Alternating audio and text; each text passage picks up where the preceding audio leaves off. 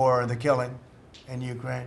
So we're selling missiles and military equipment, millions and millions, and ultimately billions of dollars to the NATO people, where I'm very friendly and we have a great relationship. But that was an amazing trip. So they're funding the entire war. We're not funding anything. I think it's an important point to make because a lot of people don't understand that. And we will continue to do that. And we're trying to get as much as we can for them. They want the American product. The American military product is by far the best in the world, and that's what they want to get. They have lots of options, but that's what they want to get. So the factories are doubling up and tripling up where they make the Patriots and other really, you could say, defense and offensive weapons. The wages for blue-collar workers are now rising at the fastest rate in 60 years, which is so important to all of us around this table. The average American worker has already seen a $500 wage increase this year, and there's no inflation because there's been decreases, tremendous decreases with, thanks to Doug and Chris, and some of the people, the great job they've done with energy. Thank you very much. And Chris, thank you very much. I see you down close to $60 a barrel, and you'll be breaking that pretty soon. And that has a huge impact. So we have groceries are down. Energy is way down. Energy is way down. It was $4 and $5 for a gallon of gas. Think of that for gasoline. And now it's probably $2.25. There are some places it's $2. It broke $2 at a couple of locations in the South. In places like California where they charge such high taxes, it's higher, but it's still much lower than what it was a year ago. So energy's way down. Groceries are way down.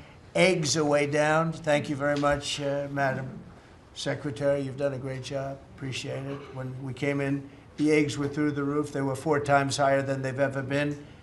And my first question from you people were, what are you going to do with eggs? I said, what's the problem with eggs?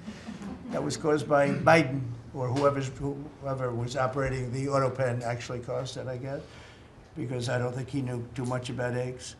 Factories are booming compared to before I took office. Domestic auto production is going to be, it's going to be so thrilling in 2 years when you see the numbers, because they're building plants all over the country. They're all coming in because of tariffs. They don't want to pay the tariffs. And if they build their plant here, they don't pay the tariffs. And they're pouring into our country, and you know about AI and you know about but the auto plants, that's the good old-fashioned stuff that I love. The auto plants are pouring into the United States of America. They're coming from Mexico, they're coming from Canada, and they're coming from Europe, all over Europe. And it's been pretty amazing. So factories are booming. And when they actually open, right now they're booming in terms of construction. This is something given to me by Mark Zuckerberg. And you'll see this is AI now. These are, I never understood. I said, well, because I built shopping centers, and for $50 million, you can build a very nice shopping center. So I never understood when they said $50 billion for a plant. I said, what the hell kind of a plant is that? But when you look at this, you understand why it's 50 billion. So this is one he's building in Louisiana. That's Meta, Facebook, as people understand it to be. But look at that. That's the size of Manhattan. So that's superimposed over the island of Manhattan. It takes up a big part of Manhattan. I think they say 81% of Manhattan. So these are big things, and they're going up. A lot of them are going up now. I don't know that big. Actually, Mark is building 4 of them, and others are building similar places. And when these things open up, I'll tell you what, our country, we're leading China now in AI, substantially leading China. And the reason is because we're letting them build their own electrical facilities. We would need double the energy that if you take all of the electricity that we produce right now in this country, you'd have to multiply it times 2 or maybe 3 times. So 3 times more than we have right now for everything, to operate your toaster and everything else, okay? 3 times more. And the way we are able to succeed, because China goes out and builds these massive plants. They're right now building 58 coal in this case, almost all coal-fired plants. And coal is back with this country too, by the way. You know, there's a reason they use it, because it's good. It works for them. And we call it clean coal. We don't call it coal. We call it clean, even very clean coal. But we have coal going up. We have nuclear going up. Nuclear is very much in vogue now. It's safe and inexpensive and great. We don't allow windmills. We're not allowing any windmills to go up. I mean, unless there's a legal situation where somebody committed to it a long time ago, we don't allow windmills. And we don't want the solar panels that I was speaking with the secretary about, because they take up, you know, thousands of acres of our farmland. You see these big, ugly patches of black plastic that comes from China. And the solar is, you know, I like solar in some ways, but for firing up your big plants, it doesn't work. It's very unstable, but it really takes up your farm. The farmers are saying, you know, they're building these massive blotches in the middle of the fields all over the country. It's so crazy. It's so crazy. So we're not heavy into that at all. And windmills, we're just not going to allow them. They're ruining our country. They're ruining everyone. If you look at, I hate to mention countries, but you look at the UK, what's happened at UK, they have energy costs have gone through the roof. It's because of wind. They want to do everything, close up the northern parts of the country. They have oil that's tremendous.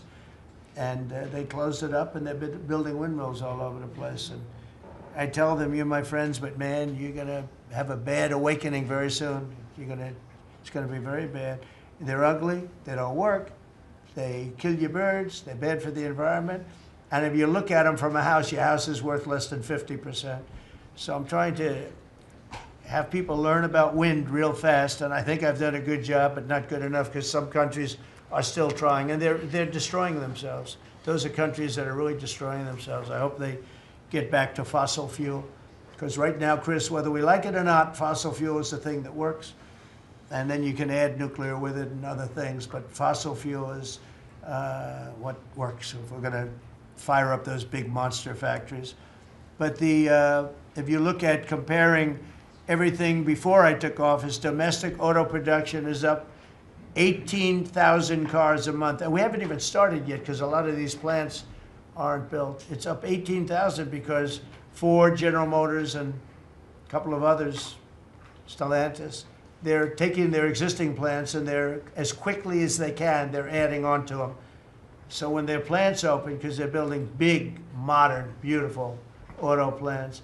But think of that, we're up 18,000 cars a month, and essentially all they've done is try and utilize their space correctly as their big plants open up. It's going to be, I hope they remember that it was this way. I hope this table gets a lot of the credit for what's happening. It gets all of the credit, because this would have never happened. We were going out of business in every way. We were losing.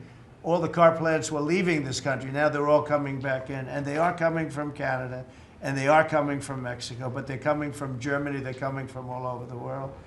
Domestic steel production is up by 100,000 tons of steel a week. We have a 50% tariff on steel, aluminum, and various other things. Copper just got brought into the picture, and that means people are going to want to make steel here. We just made a deal with U.S. Steel. As you know, we have an outside company come in, spend $17 billion on building new plants, new everything.